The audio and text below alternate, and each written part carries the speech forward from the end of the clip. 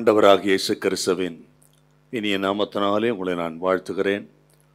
இந்த 2025ஆம் ஆண்டின் ஆரம்ப நாட்களிலே மறுபடியும் ஒரு விசை உங்களை சந்திக்கவும், ஆண்டவர் வார்த்தைகளை பகிர்ந்து கொள்ளவும், ஆண்டவர் கொடுத்த பெரிய கிருபைக்காக நான் கர்த்தரை துதிக்கிறேன்.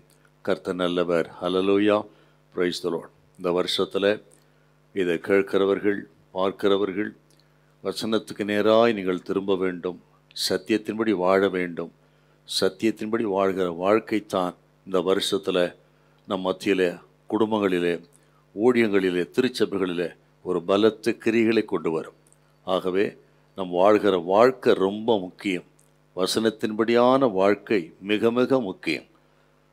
அப்படி வசனத்தின்படி வாழும் பொழுது மட்டும்தான் ஒரு பலத்த கர்த்தருடைய கிரிகளை நமது ஊழியங்களிலே, குடும்பங்களிலே காண முடியும். ஆகவே நான் அடிக்கடி சொல்கிறது போல நமது ஜீவியமே ஊழியமாக இருக்கட்டும். ஜீவியத்தை முதலாவது சுத்தம் பண்ணி அதை நாம் காத்துக்கொள்ள கருத்தாக இருங்கள். வேத வசனத்தின்படி வாழ பிரயாசப்படுங்கள். அப்படி வாழ்ந்து மிகப்பெரிய எழுப்புதலை கொண்டு வந்த ஒரு தேவ மனிதனை குறித்து தான் இந்த நாளில் தியானிக்க இருக்கிறோம். அதற்கு முன்பாக கண்களை மூடி ஜெபம் பண்ணுவோம். பரிசுத்தமுள்ள நல்ல பிதாவே, உமக்கு நன்றி செலுத்துகிறோம். எங்கள் ஆண்டவர் இயேசுவின் நாமத்தில் ஜெபிக்கிறோம். கர்த்தாவே, இப்பொழுது எங்களோடு பேசும்படி ஜெபிக்கிறோம். பரிசுத்த ஆவியானவரின் திரு கருத்தில் அர்ப்பணிக்கிறோம். இயேசு கிறிஸ்துவின் மூலம் நல்ல பிதாவே, ஆமேன். Price the Lord. ஹல்லேலூயா. இந்த நாளிலும் யோவான் ஸ்நானகனை குறித்து நம்ம தியானிக்க இருக்கிறோம். யோவான் ஸ்நானகனுடைய வாழ்க்கை, அவரது ஊழியம் நமக்கெல்லாம் ஒரு பெரிய திருஷ்டாந்தமாக இருக்கிறது, பிரயோஜனமாக இருக்கிறது. அவருடைய வாழ்க்கையை தியானிப்பது கர்த்தர் உதவி செய்வாராக. மத்தேயு சுவிசேஷம் 11ஆம் அதிகாரம் 11வது வசனத்தை வாசிக்க கேட்போம். மத்தேயு 11:11. ஸ்திரீகளிடத்திலே பிறந்தவர்களில் யோவான் ஸ்நானனை பார்க்கிலும் பெரியவன் ஒருவனும் எழும்பினதில்லை. ஆகிலும் பரலோக ராஜ்யத்தில் சிறியவனாய் இருக்கிறவன் அவனிலும் பெரியவனாய் இருக்கிறான் என்று உங்களுக்கு மெய்யாகவே சொல்லுகிறேன். ஸ்திரீகளிடத்திலே பிறந்தவர்களில் யோவான் ஸ்நானனை பார்க்கிலும் பெரியவன் ஒருவனும் எழும்பினதில்லை என்று யோவான் ஸ்நானனை குறித்து ஆண்டவர் இயேசு கொடுத்த அற்புதமான ஒரு சாட்சியை இந்த இடத்துல நம்ம பார்க்குறோம். இந்த யோவான் ஸ்நானனை குறித்து தியானிப்பதற்கு முன்பு அறிமுகமாக சில வார்த்தைகளை நீங்கள் மனதில் வைக்க வேண்டும். குறிப்பாக எந்த சந்தர்ப்பத்தில் ஆண்டவர் இயேசு இப்படி சொன்னார்னு கேட்டிங்கன்னா, யோவான் ஸ்நானகன் ஏரோதுவையும் அவன் பாவத்தை குறித்தும் கண்டித்து பேசுகிறார். அதாவது ஏரோது அந்திப்பா. இந்த ஏரோது பெரிய ஏரோது அல்ல, இயேசு பிறந்த பொழுது இருந்தானே அந்த ஏரோது அல்ல, அதன் பிறகு வந்தவன் ஏரோது அந்திப்பா. அவனும் ஏரோதியாள், அவர்கள் 2 பேரும் விபச்சார திருமணத்தில் ஈடுபட்டு வாழ்ந்து கொண்டிருந்தார்கள். அப்பொழுது அவர்கள் பாவத்தை கண்டித்து உணர்த்தினார். ஏரோதுவே, நீ இப்படி செய்கிறது சரியல்ல என்று கண்டிக்கிறார். அதை கண்டித்ததன் நிமித்தம் யோவான் ஸ்நானனை பிடித்து அவன் சிறைச்சாலையில் வைத்தாங்க.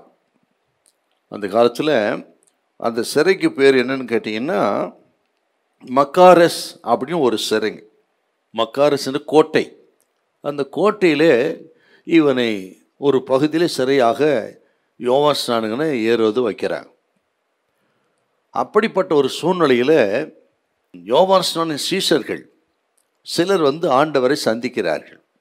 அவர்கள் சந்தித்து, வருகிறவர் நீர்தானா, வேறொருவரை காத்திருக்க வேண்டுமா என்று யோவான் ஸ்நானன் கேட்டதாக இயேசுவிடத்தில் சொன்னார்கள்.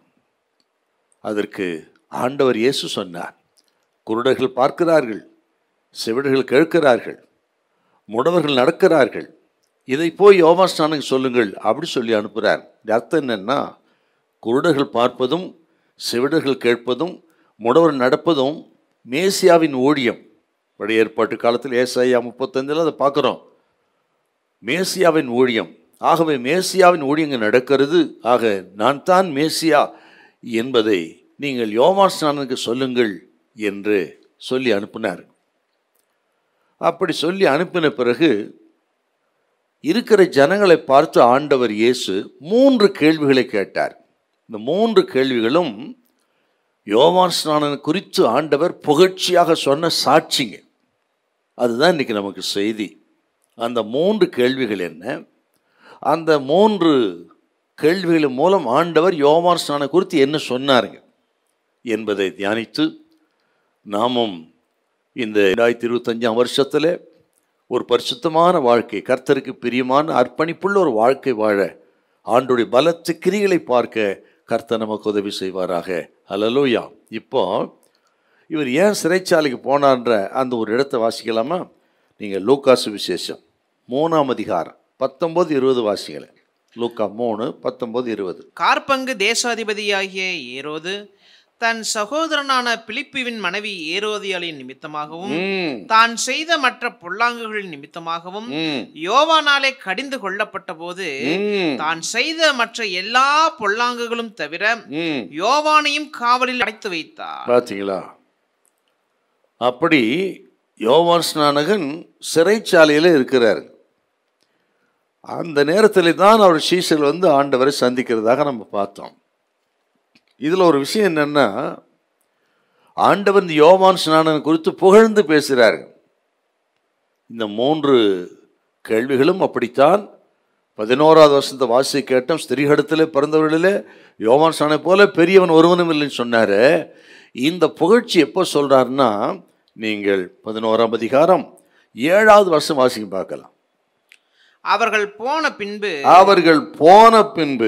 இயேசு யோவானை குறித்து ஜனங்களுக்கு சொன்னது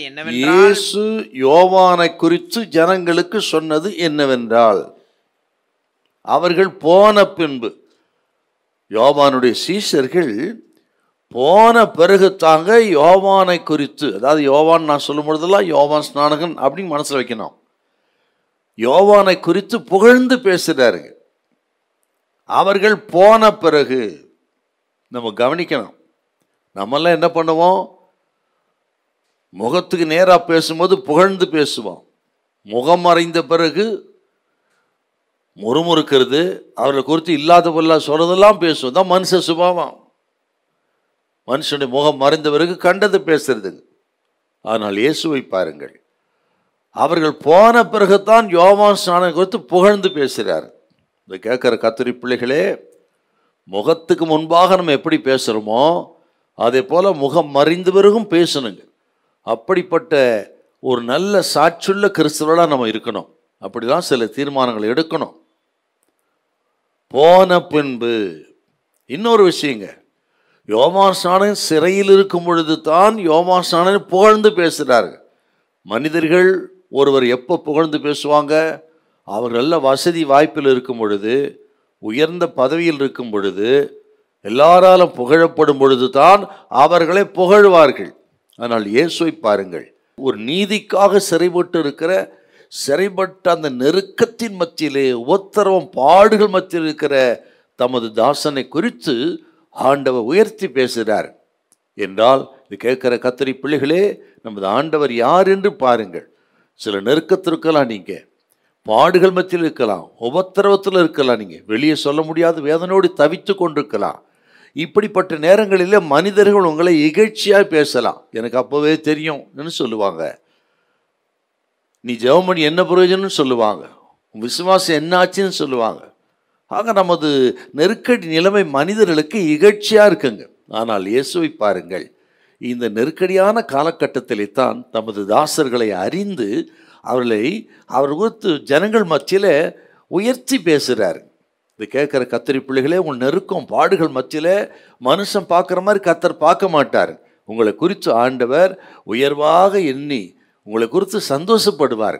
ஆகவே இந்த பாடுகள் மத்தியில், நெருக்கத்தின் மத்தியில் ஸ்தோத்திரம், நீங்கள் மகிழ்ச்சியாக இருங்கள், சகித்து கொள்ளுங்கள், ஆண்டவரை நம்புங்க.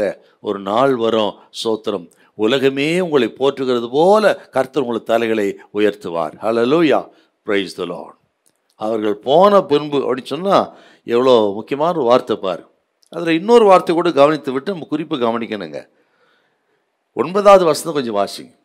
அல்லவென்றால் எதை பார்க்க போனீர்கள்? தீர்க்கதரிசியோ? ஆம், தீர்க்கதரிசியை பார்க்கிலும் மேன்மை உள்ளவனையே உங்களுக்கு சொல்லுகிறேன். மேன்மையுள்ளவனே உங்களுக்கு நான் சொல்லுகிறேன் அப்படின்னு சொல்றாரு. பொதுவா ஜனங்கள் யாரை மேன்மைப்படுத்துவாங்க என்று சொன்னால், நல்ல கல்வியாளர்கள், கல்வியிலே சாதித்தவர்கள், அரசியலில் சாதித்தவர்கள், விளையாட்டிலே சாதித்தவர்கள், விஞ்ஞானத்தில் அல்லது தொழிலதிலாக இருந்து சாதித்தவர்கள், இவர்களைத்தான் மேன்மையாக பேசுவார்கள். ஆனால் யோவான் ஸ்நானகனுக்கு அப்படி ஒரு மேன்மை கிடையாது. அவர் ஒரு சகரியா எலிசபெத் என்கிற ஆசாரிய வகுப்பத்திலே பிறந்தவர்கள். ஒரு சாதாரண ஆசாரிய வகுப்பை சேர்ந்த அந்த குடும்பத்திலே பிறந்தவர். எந்த சிறப்பு அம்சமும் கிடையாது. அவர் குடியிருந்து வனாந்தரம், அவர் உடை ஒட்டகமயிர், உணவு காட்டுத்தென், ரொம்ப எளிமையான ஒரு வாழ்க்கை. அப்படி எந்த சீரும் சிறப்பும் இல்லாத, அல்லது கல்வி வசதியோ அல்லது அரச குடும்பத்தில் பிறந்ததோ அல்ல அரச அரண்மனைக்கு நெருக்கமானவரோ அறிமுகமானவரோ அப்படிலாம் ஒன்றும் சொல்கிறதுக்கு இல்லைங்க. அப்படி சாதாரண எளிமையாக இருந்த இந்த யோவான் ஸ்நானன் குறித்து தான் ஆண்டவர் பேசுகிறாரு. மனிதர்களிலே மேன்மைக்குரியவன், சரீரத்தில் பிறந்தவர்களிலே பெரிய தீர்க்கதரிசி என்று ஆண்டவர் உயர்த்துகிறார்.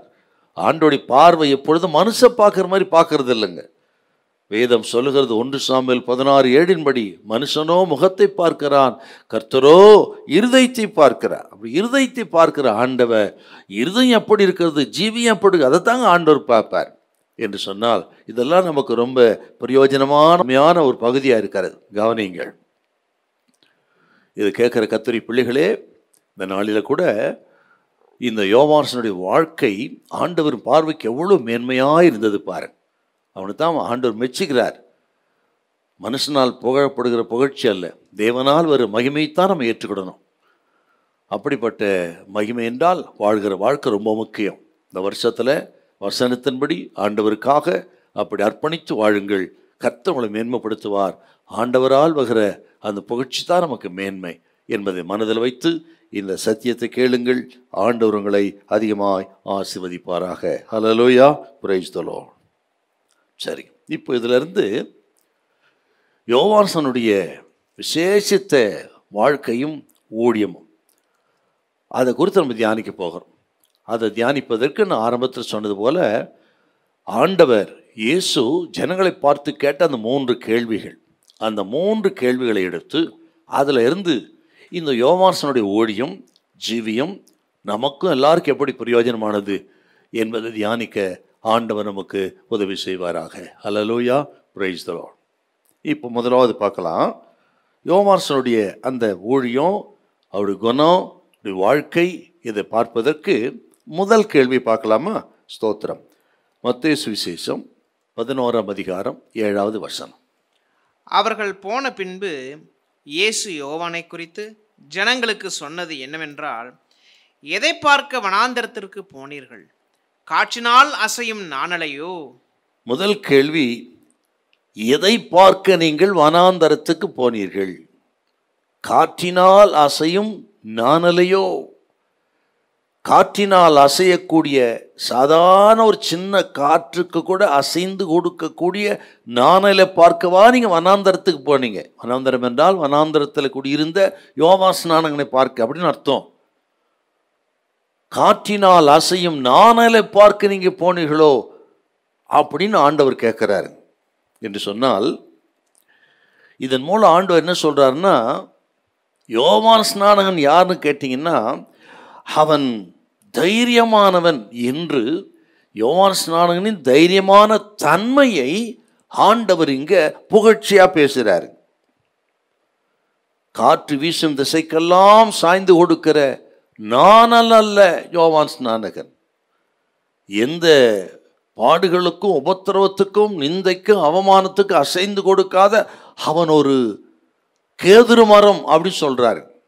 வனாந்தரத்தில் வனத்தில் காணப்படுகிற கேதுரு மரம் எந்த காற்றுக்கும் அசையாது, சூறாவளிக்கும் அசையாது. அதே போல் யோவான் ஸ்நானகன் யாருன்னு கேட்டீங்கன்னா, அவன் சின்ன சின்ன காற்றுக்கு கூட அசைந்து கொடுக்கிற நாணல் அல்ல, எந்த சூறாவளிக்கும் அஞ்சாத நின்று சத்தியத்துக்காக நிற்கக்கூடிய தைரியசாலி, தைரிய பிரசங்கி யோவான் ஸ்நானகன் என்று யோவான் ஸ்நானகனுடைய அந்த தைரியத்தை, தைரியமான தன்மையாக கர்த்தர் பேசுகிறார். இதை கேட்குற அருமையான கர்த்தருடைய பிள்ளைகளே, இதெல்லாம் நமக்கு ரொம்ப அவசியங்க. நான் பேசும்பொழுது என்னோட கூடவே நீங்கள் இதெல்லாம் கவனிக்கணும். நீங்கள் அப்படின்னா என்ன சொல்றாரு? யோவான் ஸ்நானகன் யாருன்னு கேட்டீங்கன்னா,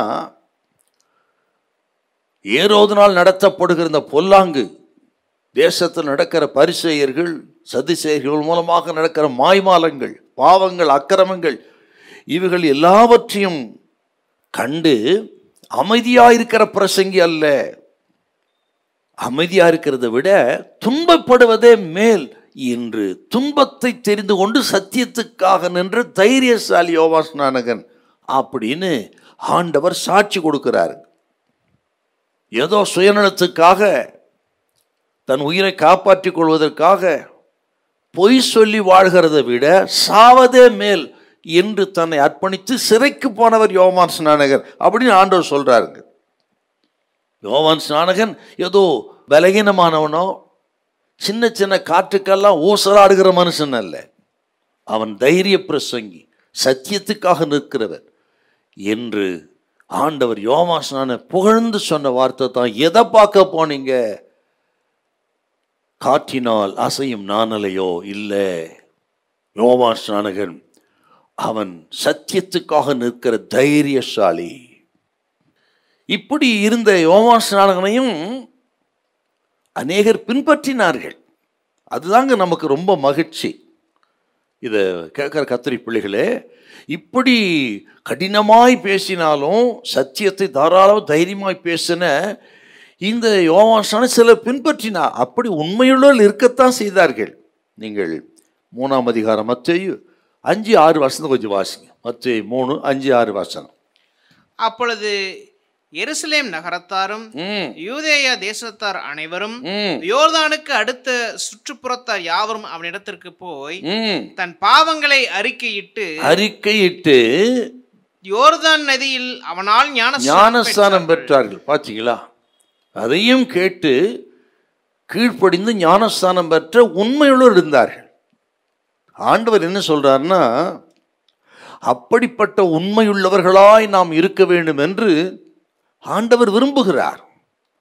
எத்தனை நிந்தைகள் வந்தாலும், அவமானங்கள் வந்தாலும், தூஷணங்கள் வந்தாலும், உபத்திரவம், நிந்தைகள் எது வந்தாலும் சரி, நின்று சத்தியத்துக்காக நின்று, ஆண்டவருக்காக நின்று, கர்த்தருக்கு கீழ்ப்படிந்து வாழக்கூடிய உண்மையுள்ளவர்களாக இருக்க வேண்டும் என்று கர்த்தர் விரும்புகிறார். அதுக்கு தான் அந்த ஸ்டேட்மெண்ட்டை சொல்றாங்க. உங்களை எதிர்க்கக்கூடிய சக்திகள் இந்த வருஷத்தில் அதிகமாக இருக்கலாம். உள்ளேயும் வெளியேயும் போராட்டங்கள் உண்டு என்று பவுல் சொன்னது போல, நமக்கு உள்ளேயும் போராட்டங்கள் உண்டு, வெளியேயும் போராட்டங்கள் இந்த வருஷம் அதிகரிக்கலாம். பலவிதமான சூறாவளி காற்றுகள், புயல் காற்றுகள் நம்மை தாக்கலாம். அப்படிப்பட்ட நேரத்தில் நிந்தைகள், அவமானங்கள், போராட்டங்கள், பிரச்சனைகள் அல்லது கள்ள உபதேசங்கள், இன்னும் பக்க வழியாய் நுழைந்திருக்கிற கள்ள சகோதரன் மூலமாக, அல்லது மந்தையை கெடுக்கிற பீறி போடுகிற ஓநாய்கள் மூலமாக பிரச்சனைகள் என்று எது வந்தாலும் சரி, இது கேட்கிற கர்த்தருடைய பிள்ளைகள் அந்த சின்ன சின்ன காற்றுக்கெல்லாம் அசைந்து கொடுக்கிற நாணலை போல் இல்லாமல், ஸ்தோத்திரம், எந்த விதமான பாடுகள், உபத்திரவம், கள்ள உபதேசம் என்ன வந்தால் கர்த்தருக்காக நின்று சத்தியத்துக்காக நிற்கக்கூடிய ஒரு கேதுரு மரமாய் நீங்கள் இருக்க வேண்டும் அப்படின்னு சொல்றார். இந்த வருஷத்துல கர்த்தருடைய பிள்ளைகளே, இப்படி நீங்கள் உங்களை ஸ்திரப்படுத்திக் கொள்ள வேண்டும். உங்களை நிந்தித்து பலவித பொய்யான மொழியில் சொல்வார்களானால் நீங்கள் பாக்கியவான்கள் என்று ஆண்டவர் சொன்னார். உலகத்திலே உங்களுக்கு உபத்திரம் உண்டு, ஆகிலும் திடன் கொள்ளுங்க, நான் உலகத்தை ஜெயித்தேன் என்று சொன்னார் ஆண்டவர் இயேசு. தேவ பக்தியா நடக்கிற மனதா இருக்கிற யாவரும் துன்பப்படுவார்கள் அப்படின்னு வேத நிருபங்களை வாசிக்கிறோம். நம்ம இப்படிப்பட்ட அநேக உபத்திரம் வழியா தேவனோட ராஜ்யத்தில் பிரவேசிக்க வேண்டும் புத்தி சொன்னார்கள் அப்படின்னு நம்ம அப்போஸ்தலர்ல வாசிக்கிறோம். நம்ம இப்படிப்பட்ட உபத்திரவத்தை சகிக்க நாம் நியமிக்கப்பட்டிருக்கிறோம் அப்படின்னு பவுல் எழுதுறாருங்க. இதெல்லாம் எதுக்கு சொல்றேன்னா, இப்படிப்பட்ட உபத்திரவங்கள், நெருக்கங்கள், நிந்தைகள் வரலாம்.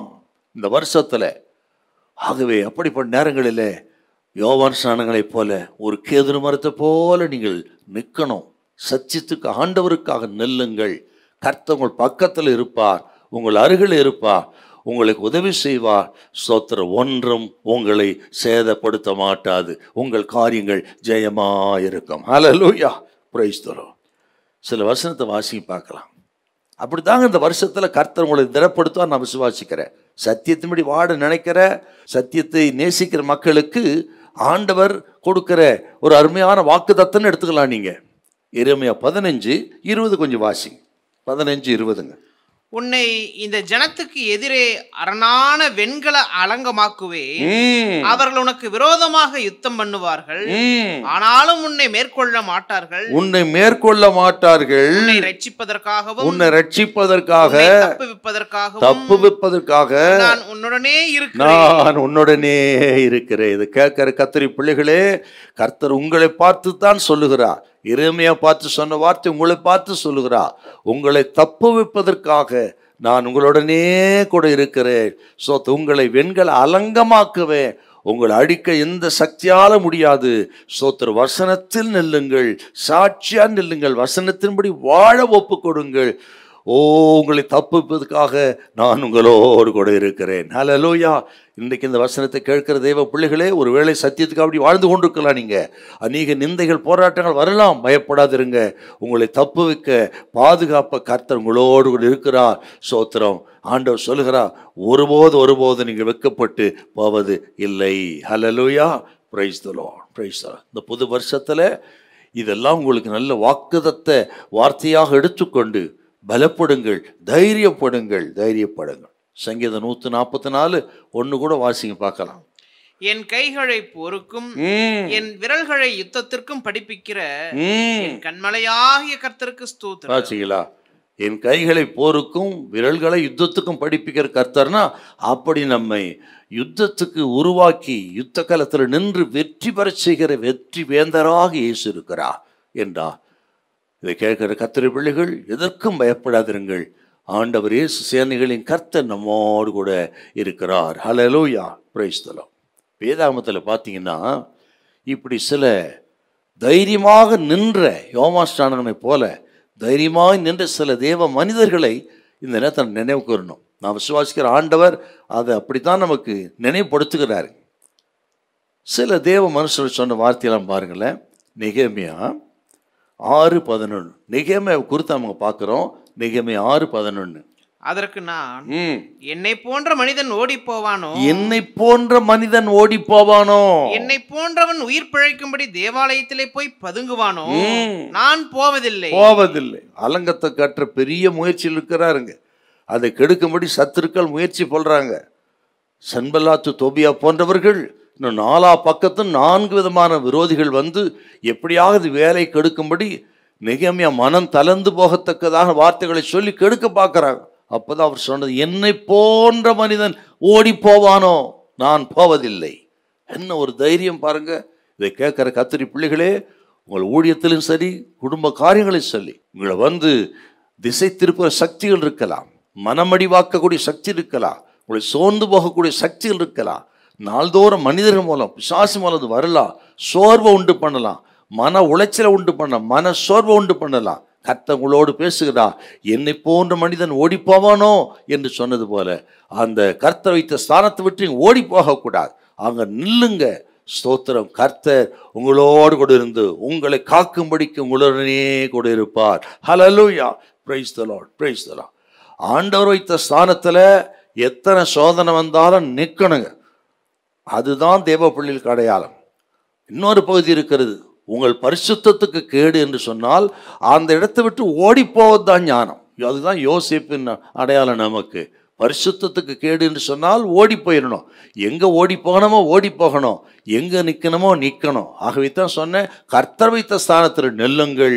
உங்கள் பரிசுத்தத்துக்கு கேடு என்றால் விட்டு ஓடி போங்கள், பாலி இச்சைகளுக்கு விட்டு விலகுங்கள்னு பவுல் சொன்னார். பாரு, கேட்குற வாலிப தம்பி சகோதரியே, கர்த்தர் சொல்கிறார், உன் பரிசுத்த கேடுன்னு சொன்னால் அது காலேஜோ ஸ்கூலோ, அது ஆகாத நட்பு எதுவாக இருக்கட்டுங்க, அந்த இடத்த விட்டு உடனே ஓடுறது தான் நல்லது. உங்களை காத்துக்கொள்ளுங்கள். சோத்திரம். உங்களை கொண்டு கர்த்தர் பெரிய காரியங்களை செய்வார். ஹல்லேலூயா. இன்னொரு மனுஷனை பார்க்க, தானியேல் தானியேல் குறித்து தானியேல் 1:8 வாசிக்கிறோம். தானியேல் 1:8. தானியேல் ராஜாவின் போஜனத்தினாலும் அவர் பானம் பண்ணும் திராட்சரசத்தினாலும் தன்னை தீட்டுப்படுத்தல் ஆகாது என்று தன் இருதயத்தில் தீர்மானம் பண்ணி கொண்டு தன்னை தீட்டுப்படுத்தாதபடி பிரதானிகளின் தலைவனிடத்தில் வேண்டிக் கொண்டான். ராஜ போஜனத்தினால் தன்னை தீட்டுப்படுத்த மாட்டேன் என்று தன் இருதயத்தை தீர்மானம் பண்ணி அதுல உறுதியா நின்றாருங்க.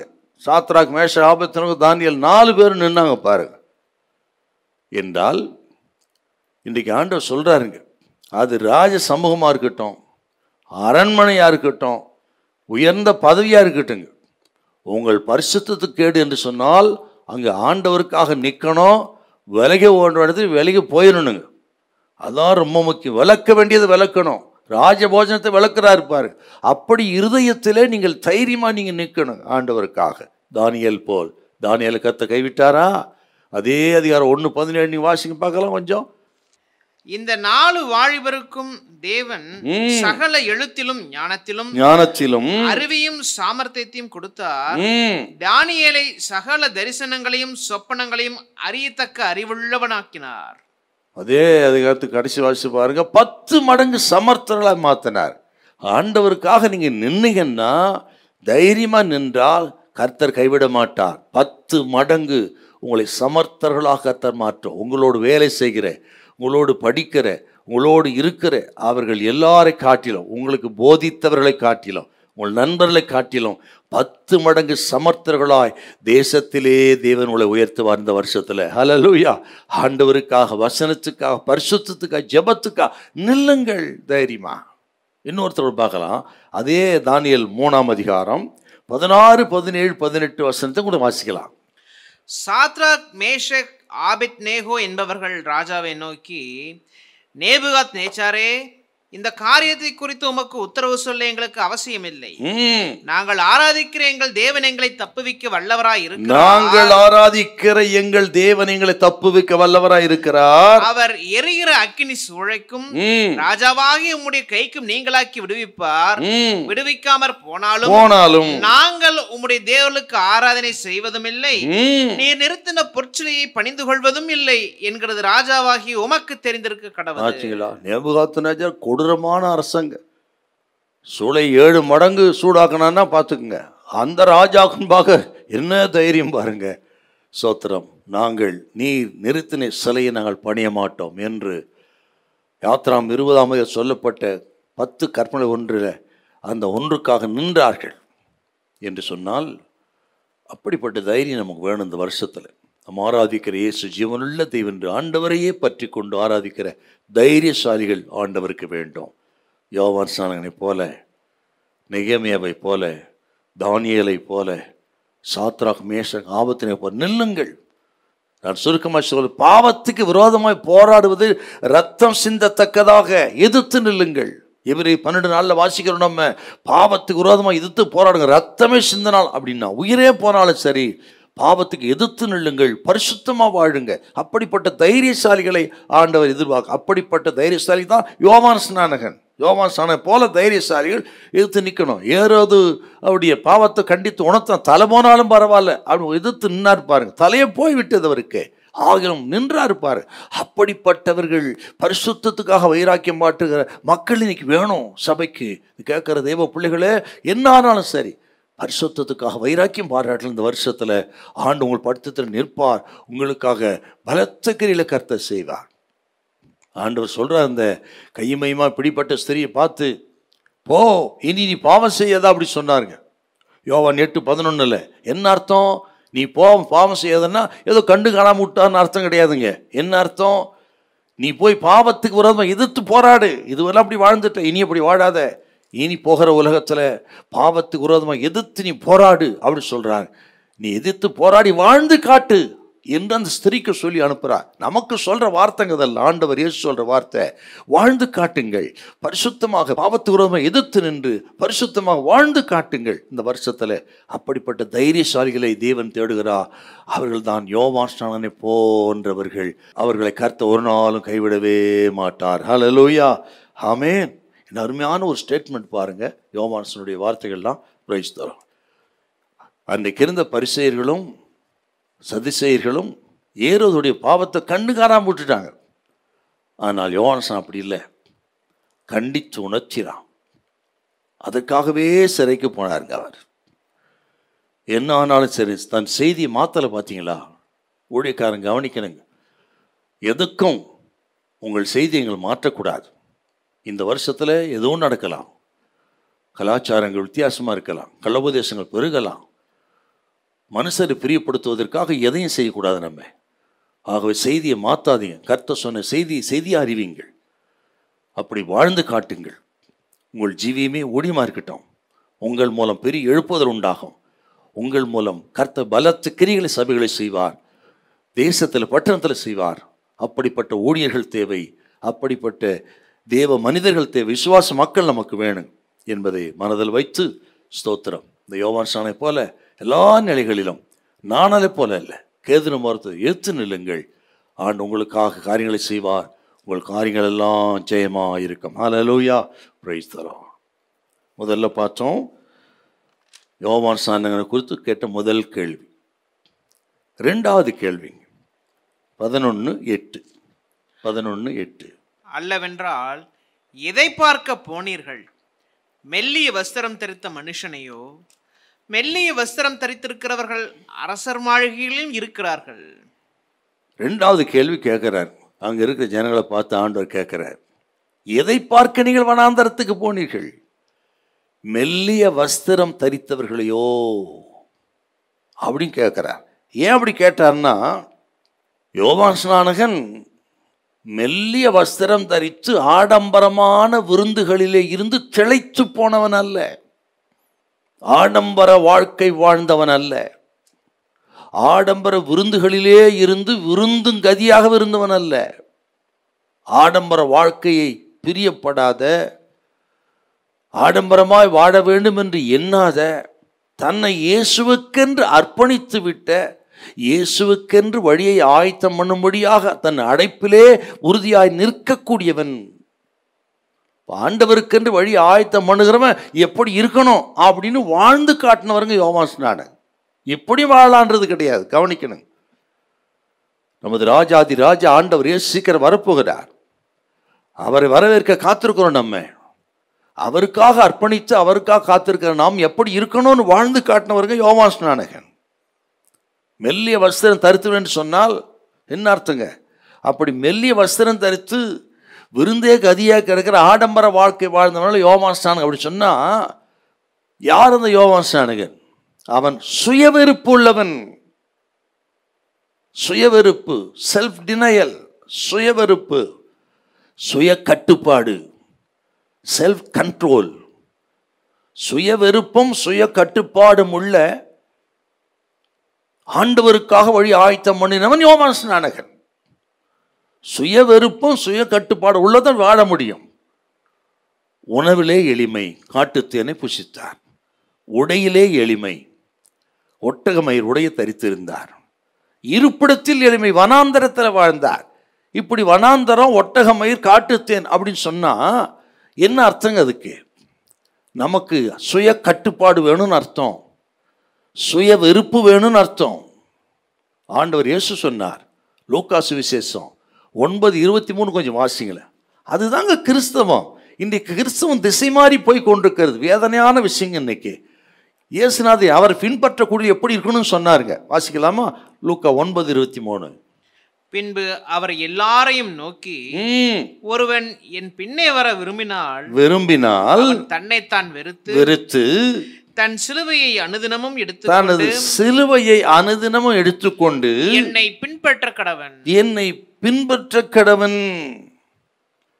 தன்னைத்தான் வெறுத்து தன் சிலுவை எடுத்துக்கொண்டு அனுதினமும் என் பின்பற்ற கடவன். அப்படின்னா சுய வெறுப்புன்னு அர்த்தங்க. அது செல்ஃப் கண்ட்ரோல்னு அர்த்தம். ஐடென்டிஃபிகேஷன் வித் கிரைஸ்ட், இயேசுவோடு நம்மை அடையாளப்படுத்திக் கொள்வது. இயேசு கிறிஸ்துவின் எளிமை, இயேசு கிறிஸ்துவின் தியாகம், இயேசு கிறிஸ்துவின் தாழ்மை, இயேசு கிறிஸ்துவின் அன்பு, இயேசு கிறிஸ்துவின் ஆத்ம பாரம். அப்போ இயேசு கிறிஸ்துவோடு இத்தனை சுபாவங்களை அடையாளப்படுத்தி கொண்டு சுய வெறுப்போடு வாழ்கிற வாழ்க்கை, அதுக்கு பேர் தாங்க சிலுவை சுமக்கிறது. சிலுவை சுமந்தா அதுதாங்க அர்த்தம். நம்ம தான் வேற என்னென்னவோ நினச்சிக்கிட்டு இருக்கிறோம். நம்ம அப்படி வாழ்ந்தவன் யோவான் ஸ்நானகன். நம்மெல்லாம் இன்றைக்கு ஆடம்பரத்துக்கும்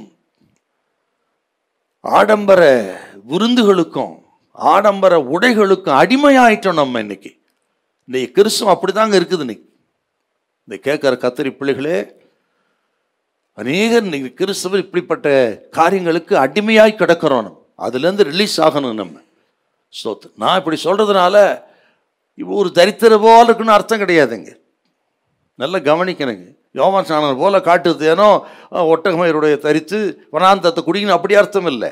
இது அர்த்தம் என்னன்னு கேட்டிங்கன்னா, ஃபிசிக்கல் டிசிப்ளின், ஸ்பிரிச்சுவல் டிசிப்ளின், ஆவிக்குரிய காரியங்களிலே ஒழுக்கம், சரீர பிரகாரம காரியங்களிலே ஒழுக்கம், உடை நடை இவைகளில் ஒழுக்கம். அதை தான் நான் சொல்கிறேன், தவிர யோவான் ஸ்நானகன் போல வாழுங்கன்னு சொல்லுறேங்க.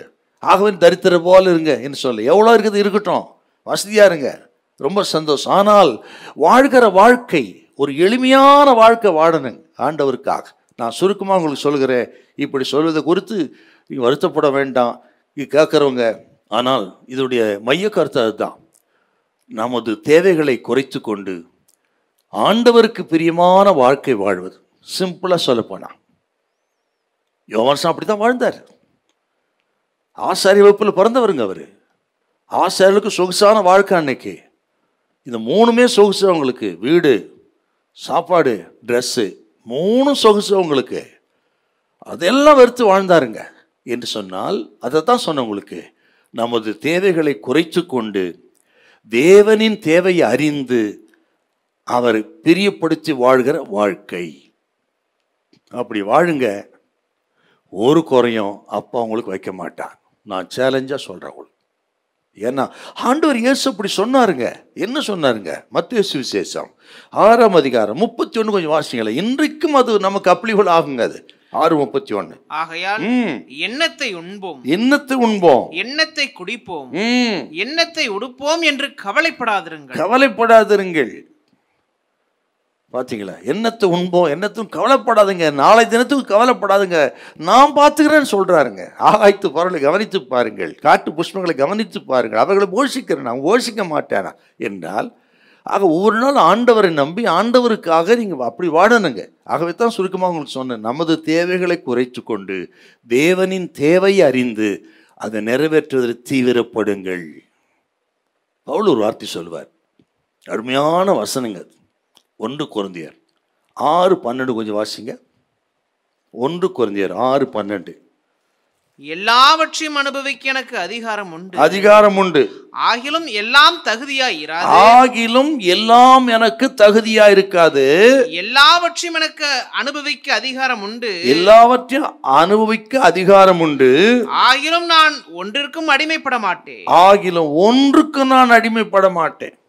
எல்லாவற்றையும் அனுபவிக்க எனக்கு அதிகாரம் உண்டு, எல்லாம் எனக்கு தகுதியாயிராது, எதுக்கு அடிமைப்பட மாட்டேன். இதே வசனம் இன்னொரு இடத்துல இன்னொரு வார்த்தை கூடுதலாக வரும் பாருங்க. 1 கொரிந்தியர் 10:23 வாசிங்க பார்க்கலாம். 1 கொரிந்தியர் 10:23. எல்லாவற்றையும் அனுபவிக்க எனக்கு அதிகாரம் உண்டு, ஆகிலும் எல்லாம் தகுதியாய் இராது, எல்லாவற்றையும் அனுபவிக்க எனக்கு அதிகாரம் உண்டு, ஆகிலும் எல்லாம் பக்தி விருத்தி உண்டாக்காது.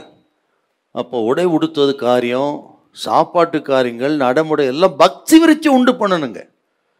குறிப்பாக இதை கேட்குற கத்திரி பிள்ளைகள், நீங்கள் உடையில் எளிமை, ஆடையில் எளிமை, இதெல்லாம் ரொம்ப முக்கியம் நமக்கு. இன்றைக்கு கிறிஸ்தவம் இதில் தான் ரொம்ப இன்னைக்கு வருந்தத்தக்க விஷயமா இருக்குது.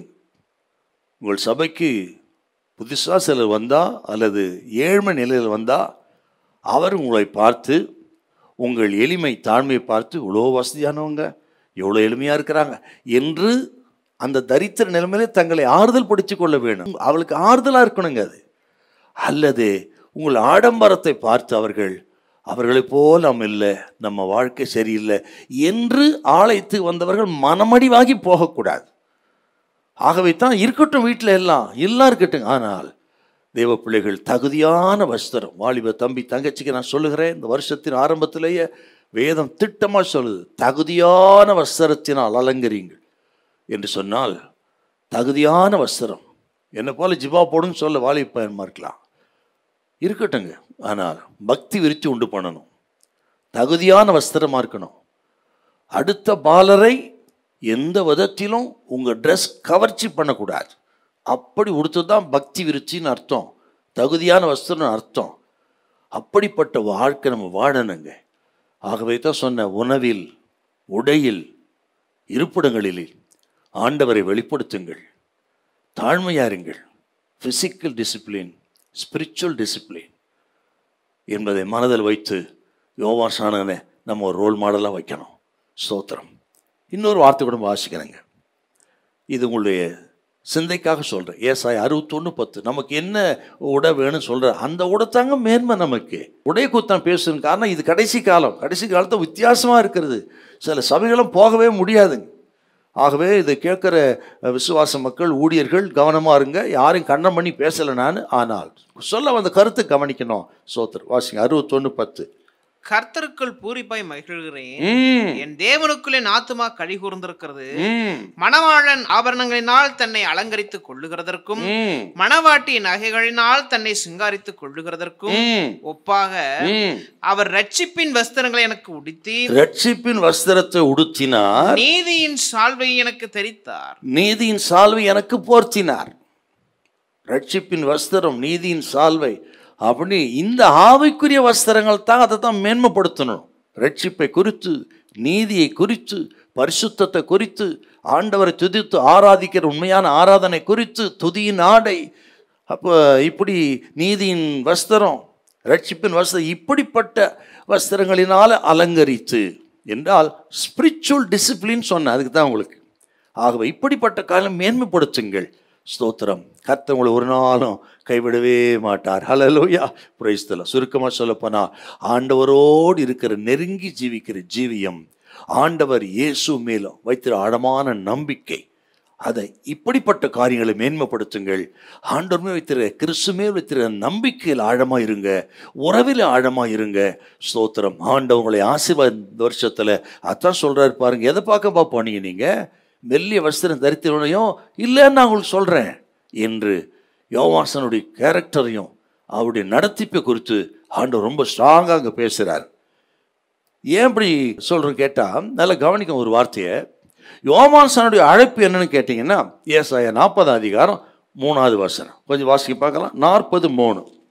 கர்த்தருக்கு வழியை ஆயத்தப்படுத்துங்கள், அவாந்தர வழியிலே நம்முடைய தேவனுக்கு பாதையை செவ்வை பண்ணுங்கள் என்றும், பள்ளமெல்லாம் உயர்த்தப்பட்டு சகல மலையும் குன்றும் தாழ்த்தப்பட்டு கோணலானது செவ்வையாக்கி கரடு முரடானவைகளை சமமாக்கப்படும் என்றும், கர்த்தரின் மகிமையை வெளியரங்கமாகும், மாம்சமான யாவும் அதை ஏகமாய் காணும், கர்த்தரின் வாக்கு அதை உரைத்தது என்றும், வனாந்தரத்திலே கூப்பிடுகிற சத்தம் உண்டாயிற்று. வனாந்தரத்தில் கூப்பிடுகிற சத்தம், இதுதாங்க யோவான் ஸ்நானகன். யோவான் ஸ்நானுடைய ஊழியம், அழைப்பு. வனாந்தரத்தில் கூப்பிடுகிறவனா யோவான் ஸ்நானை குறிக்கிறது. அவர் அழைப்பே பாருங்க, ஏன்னா ஒரு ஆச்சரியமான ஒரு அழைப்பு. ஆண்டவருக்கு வழியை ஆயத்தம் பண்ணுகிற ஊழியம் தாங்க யோவான் ஸ்நானுடைய ஊழியம். நீங்கள் மல்கியா 3:1 பார்க்குறோம், மத்திய 3:3 மத்திய ரெஃபரன்ஸ் கொடுப்பார் அப்படி என்று. யோவான் ஸ்நானுடைய அழைப்புங்க அது. அந்த அழைப்புக்காக தன்னை அர்ப்பணித்து விட்டு வரவர். ஆகவே தான் மனம் திரும்புங்கள், பரலோக ராஜ்யம் சமீபமாக இருக்குன்னு சொல்லி மனம் திரும்புக செய்தியை சொல்லி ஆண்டுக்கு வழியை ஆயத்தம் பண்றாரு. அதை கேட்டு திரளான ஜனங்கள் வந்து ஞானஸ்நானம் பெற்றார்கள். அப்போ அவருடைய அந்த வாழ்க்கை முறை, வசனம், எந்த அழைப்புக்காக தெரிந்து கொள்ளப்பட்ட அந்த அழைப்பில் உறுதியாக இருந்தார். ஆகவே தான் கர்த்தர் கிரியை செய்தார். அந்த நகரத்தார், கிராமங்களில் தான் அநேகர் வந்து ஞானஸ்நானம் பெற்றார்கள். நீங்கள் யோவான் 10:41 வாசித்து பாருங்க. யோவான் எந்த அற்புதத்தையும் செய்யலை, ஆனால் அவனை குறித்து சொல்லப்பட்டதெல்லாம் நிறைவேறுக்குது அப்படின்னு சொல்கிறாங்க. என்று சொன்னால் அற்புதமே செய்யலுங்க அவர். ஆனால் ஒரு பெரிய அசைவு இழுப்புதலை கர்த்தர் கொண்டு வந்தாருங்க. இவ்வளோ பேர் ஞானஸ்நானம் பெற்றாங்களே என்றால் வாழ்ந்த வாழ்க்கை சத்தியம், இயேசுவுக்காக தன்னை ஆயத்தம் பண்ணி அர்ப்பணித்த ஒரு வாழ்க்கை. அப்படிப்பட்ட அந்த வாழ்க்கை வாழ்ந்த விளைவு ஆண்டவர் பலத்த கிரியைகளை செய்தார். ஆனால் அந்த நாளில் இருந்த பரிசேயர்களுக்கு அது முரணாக இருந்தது. அவர்கள் நீண்ட அங்கிகளை தரித்து வந்தனங்களை தேடினார்கள். அவருடைய ஆகாரம், ஆடை எல்லாவற்றிலும் அவர்கள் தங்களை மேன்மைப்படுத்தினார். அதுக்கு நேர்மாறாக யோவான் ஸ்நானன் வாழ்ந்தார். அவருடைய மாய்மாலத்தை கண்டித்தது போல ஒரு வாழ்க்கை இருந்தது. அதனால தான் அவர்களால் ஏற்றுக்கொள்ள முடியல. ஆகவே இதை கேட்குற கர்த்தருடைய பிள்ளைகளே ஸ்தோத்திரம். இந்த வருஷத்தில் மாய்மாலம் இல்லாமல் நான் ஆரம்பத்தில் சொன்னது போல சுய வெறுப்பு, சுய கட்டுப்பாடோடு கூட கிறிஸ்துவை போல நம்ம வாழ்ந்து ஒப்பு கொடுக்க ஆயத்தப்படுங்கள். ஸ்தோத்திரம். அது மேன்மையான வாழ்க்கையாக இருக்கும். உங்களை கொண்டு கர்த்தர் பெரிய காரியங்களை செய்வாராக. அல்லேலூயா, ஸ்தோத்திரம்.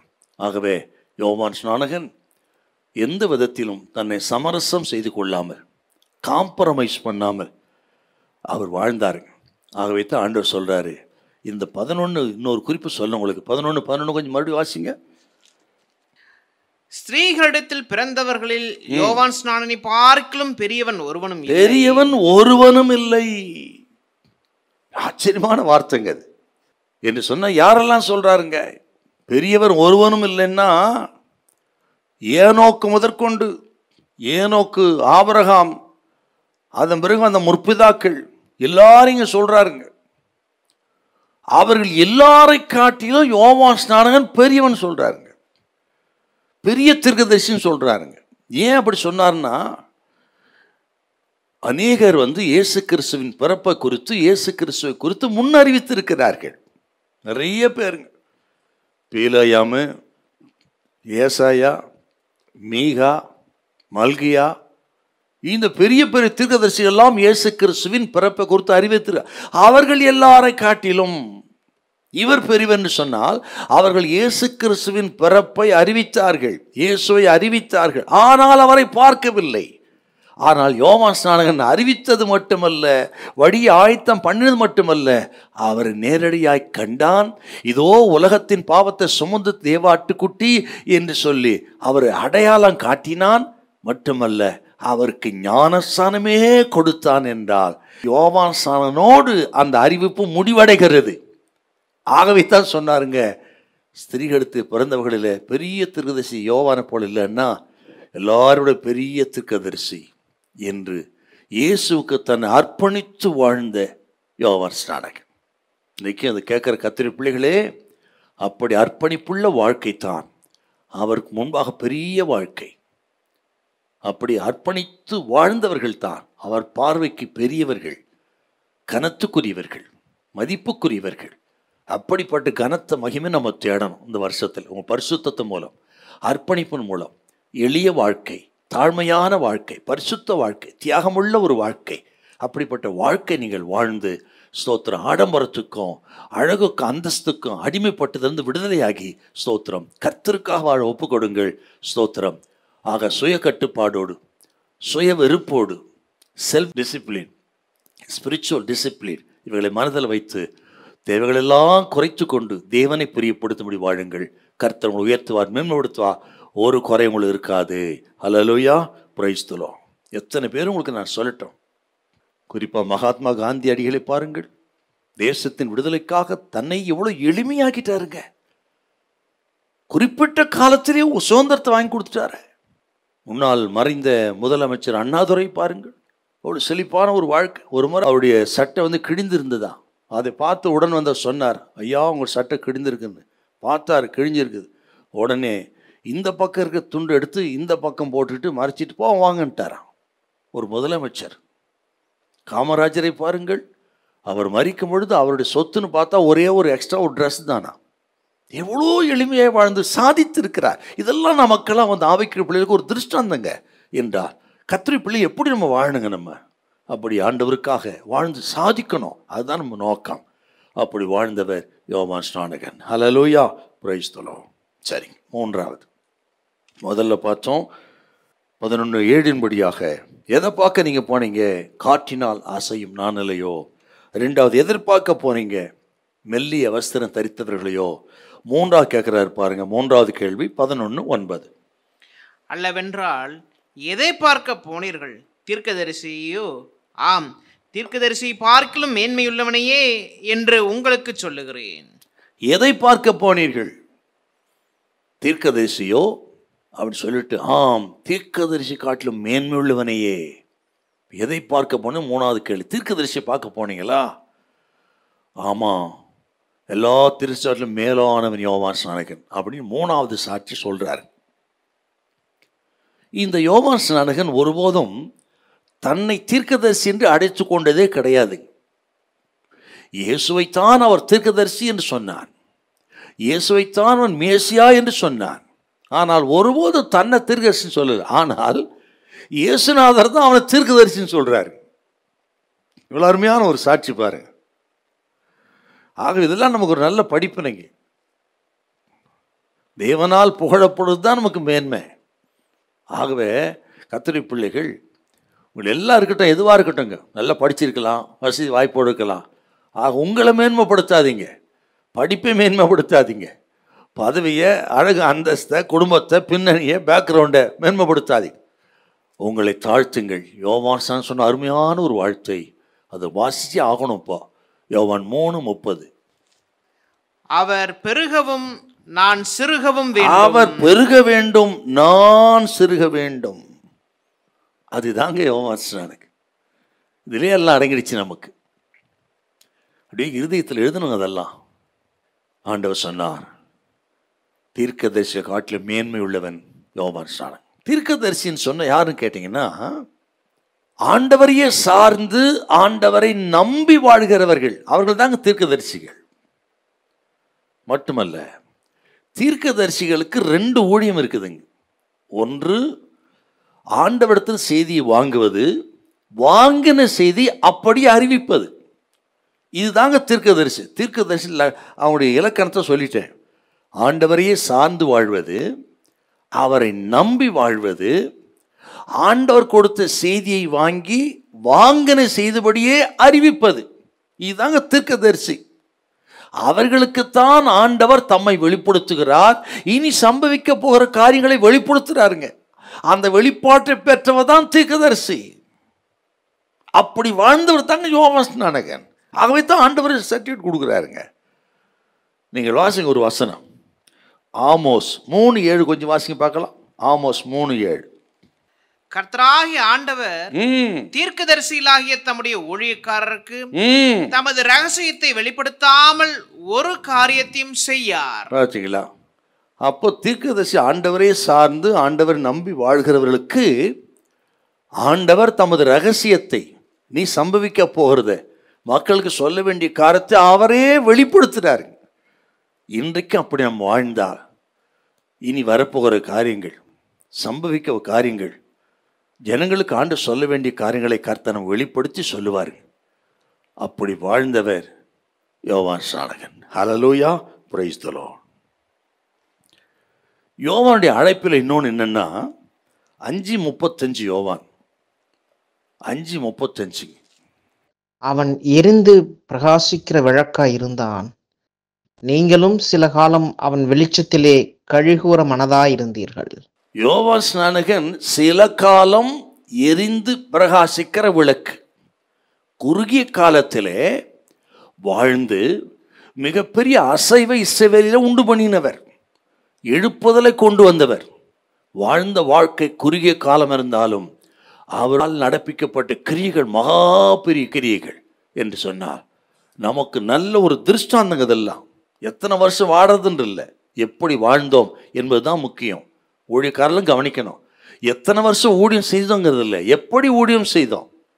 சில நினைக்கிறாங்க ஆயிரக்கணக்கான மக்கள் இருக்கிற ஊழியம்தான் ஊழியம், ஒரு சாதாரண சின்ன ஒரு 100-50 இருக்கலாம் ஊழியம் இல்லை என்று சிலர் நினைக்கிறார்கள். சில ஊழியக்காரர்கள் தங்களை தகவல் நினைத்து கொண்டு தங்களை அவர்கள் மட்டுப்படுத்தி கொள்கிறார். கவனிக்கணுங்க, எப்படி எத்தனை பேருங்கிறது அல்ல, எப்படி இருக்கிறார்கள் சபை, சபை எப்படி இருக்குதுங்க.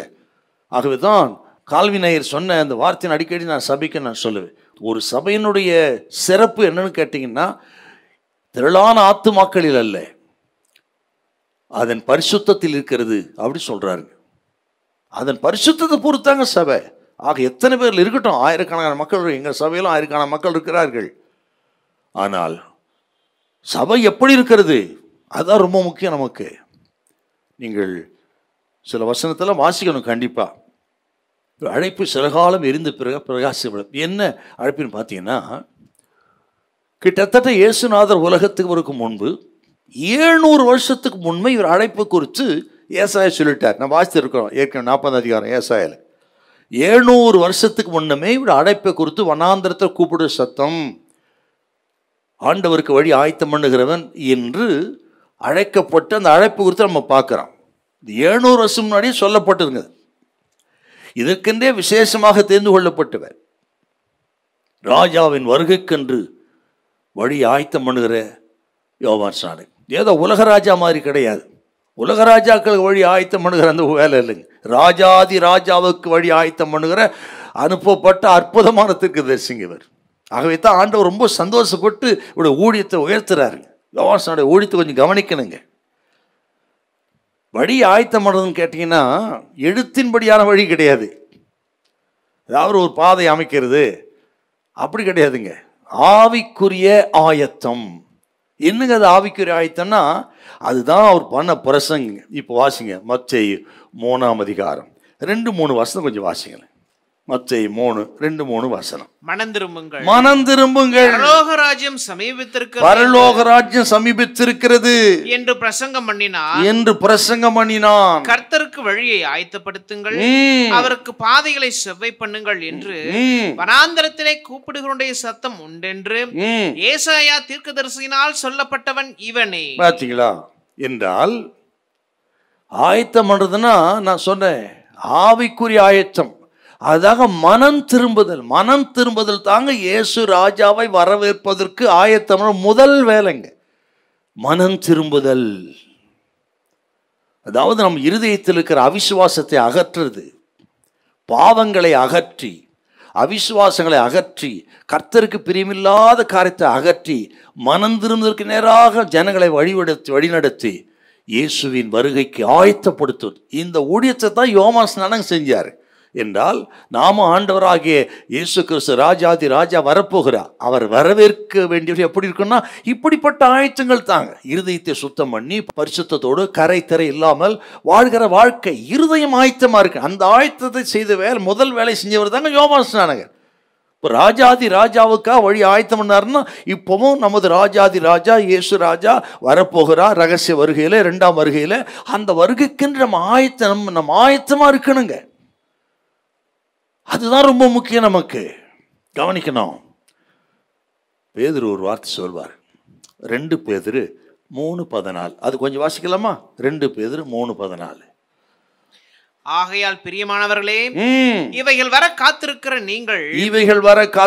நீங்கள் கரையற்றவர்களும் இல்லாதவர்களுமாய் சமாதானத்தோடு அவர் சந்நிதியில் காணப்படும்படி ஜாக்கிரதையாயிருங்கள். பாத்தீங்களா?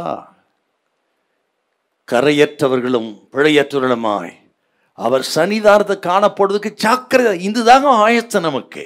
அந்த வேலை செய்த ஊழியக்காரர்கள், இதை கேட்கிற ஊழியக்காரர்கள் கவனிக்கணும்.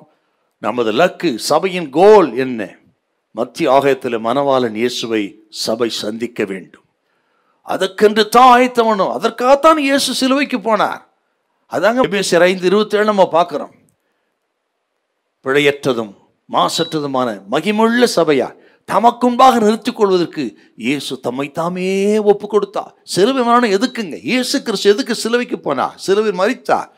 இரத்தத்தால் கழுவி நம்ம சுத்தப்பற்றி பிழையற்றவர்களாய் கரையற்றவர்களாய் பரிசுத்தப்படுத்திக் கொண்டு கற்புள்ள கணிகையாக மணவாளன் இயேசு வரவேற்பதற்கு, மத்திய ஆகத்தை காணப்படுவதற்கு, அதுக்காகத்தான் இயேசு சிலுவைக்கு போனார். என்ன அருமையான ஒரு வார்த்தைங்க அது. இதை கேட்கிற கத்திரி பிள்ளைகளே, என்றால் இப்படி நம்ம ஆயத்தமாகணும். மனம் திரும்புதல் அப்படின்னாவே நமது நடவடிக்கைகளை மாற்றிக்கொள்வது, சுபாவத்தை மாற்றிக்கொள்வது, சிந்தையை மாற்றிக்கொள்வது. அதுதாங்க மனம் திரும்புதல். சிந்தையை மாற்றிக்கொள்வது.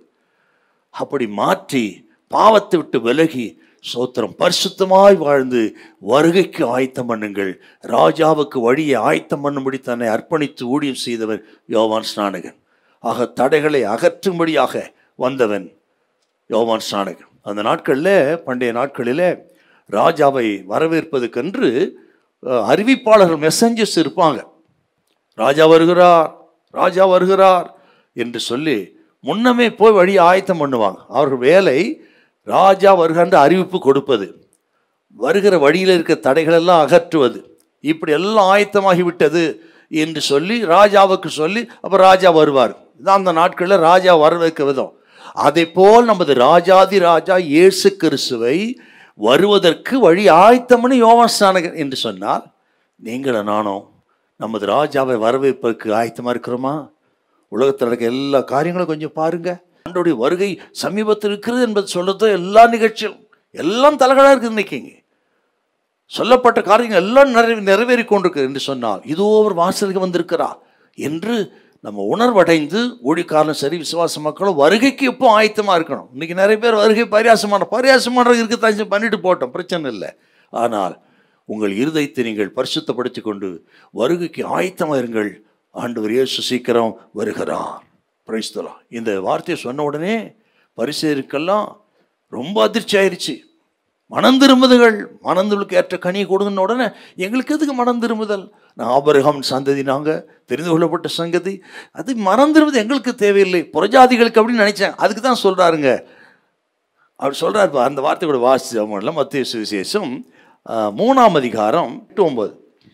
மனம் திரும்புதலுக்கு ஏற்ற கனிகளை கொடுங்கள். ஆபிரகாம் எங்களுக்கு தகப்பன் என்று உங்களுக்குள்ளே சொல்லிக் கொள்ள நினையாதிருங்கள். தேவன் இந்த கல்லுகளினாலே ஆபிரகாமுக்கு பிள்ளைகளை உண்டு பண்ண வல்லவராயிருக்கிறார் அப்படின்னு சொல்றாருங்க. ஆபிரகாம் சந்ததி எங்களுக்கு மனம் திரும்ப தேவையில்லைன்னு சொல்லியிருக்கிறாங்க. சுயநலவாதிகளாக இருக்கிறாங்க, இருதயத்தை கடினப்படுத்தி இருக்கிறாங்க, இருதயம் கல்லை போல் இருக்கிறது. ஆகவே தான் கல்லுகளினாலே பிள்ளைகளை உண்டு பண்ண கர்த்தர் வல்லவர் சொல்றாருங்க. என்று சொன்னால் மனம் திரும்புகள் என்று சொல்லி அழைக்கிறா. நீங்கள் கையை கழுவுறது, காலை கழுவுறது, சடங்காச்சாரம், பாரம்பரியம், அதுக்கு இம்பார்ட்டன்ஸ் கொடுக்குறீங்க. இருதயத்தை கழுவுங்க, ஞானஸ்தானம் பெறுங்கள். ஞானஸ்தானம் பெற்று இருதயத்தை கழுவி ஆயத்தப்படுங்கள் என்ற முக்கியமான செய்தியை சொல்லி இயேசு கிறிஸ்துவினுடைய முதலாம் வருகைக்கு ஆயத்தப்படுத்தினார் யோவான் ஸ்நானன். அதான் பெரிய ஊழியம். ஆகவே தான் அவரை ஸ்திரீகளுக்கு பிறந்தவளிலே மிகப்பெரிய தீர்க்கதரிசியின் புகழராக இருப்பார். இந்த அருமையான அந்த ஊழியத்தை யோவான் ஸ்நானகன் வெற்றியாய் முடித்தார். ஏரோதோடு தலை வாங்கினாலும் அவர் குறைந்த வயதில் மரித்தாலும் ஊழியத்தை நிறைவேற்றினார் வெற்றியாய். ஆகவே எத்தனை வருஷம் வாழறோன்றதில்லை, எப்படி வாழ்கிறோம் என்பது முக்கியம். சின்ன வயசில் அநேகர் மரித்திருக்கிறார், பெரிய ஊழியத்தை செய்திருக்கிறார்கள். ராபர்ட் முரே மைச்சையன், அவர் வயசு 30 வயசு ஊழித்து மரித்து விட்டார். அப்புறம் W போர்டன் அப்படின்னு ஒரு நல்ல ஊழியக்கார், 25 வயசு தாங்க அவருக்கு. டேவிட் பெர்னாய்டு 29 வயசு தாங்க. இவர்களாம் சின்ன வயசில் ஆனால் மிகப்பெரிய ஊழியத்தை செய்தார்கள்.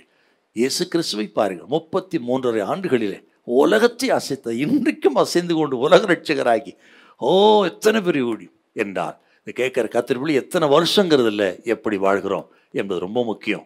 அப்படி வாழ்ந்து வருகைக்கு ஆயத்தப்படுங்கள். ஸ்தோத்திரம். கர்த்தர் அதிகமாய் ஆசீர்வதிப்பாருன்னு வாழ்த்துக்கிறேன். இந்த வருஷத்தில் எத்தனையோ தடைகள் வரலாம், எதிர்ப்பு வரலாம், எல்லாவற்றையும் மத்தியிலும் உங்கள் பரிசுத்தத்தை காத்துக்கண்டு வருகைக்கு ஆயத்தப்படுங்கள். ஒரு தகுதியுள்ள வஸ்திரம் தரித்து ஆண்டவருக்கு பிரயோஜனமான வாழ்க்கை வாழுங்க. எது வந்தாலும் எதிர்த்து தைரியமாக நின்று கர்த்தருக்காக ஊழியம் செய்யுங்கள். ஆண்டவர் உங்களை ஆசீர்வதிப்பார், பலன் கொடுப்பார். யோவான் ஸ்நானன் குறித்து இவ்வளவாய் மேன்மைப்படுத்தினவர், ஆசீர்வதித்தவர் உங்களையும் ஆசீர்வதித்து உயர்த்துவார் என்று வாழ்த்துகிறேன். ஆண்டவருக்கே மகிமை உண்டாகட்டும். ஹல்லேலூயா, பிரைஸ் தி லார்ட். ஜெபிப்போம். பரிசுத்தமுள்ள நல்ல பிதாவே, உமக்கு நன்றி செலுத்துகிறோம்.